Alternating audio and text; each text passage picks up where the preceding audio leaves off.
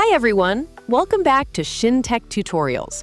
In today's video, we are going to show you how to activate speed camera alerts in Google Maps and make the most of its real-time navigation features.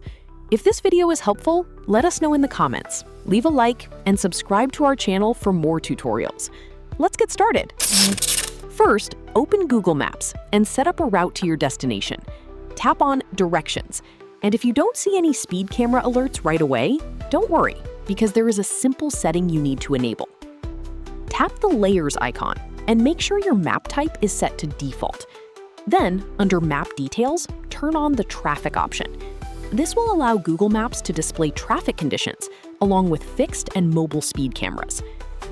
Once that's enabled, close the menu and tap Start. As navigation begins, you should start seeing traffic incidents and speed cameras along your route. Fixed speed cameras are displayed in orange, while mobile speed cameras appear in blue.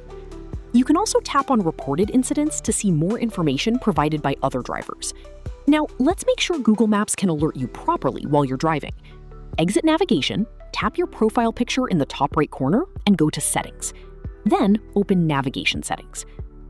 Under Sound and Voice, make sure the mute state is set to unmuted.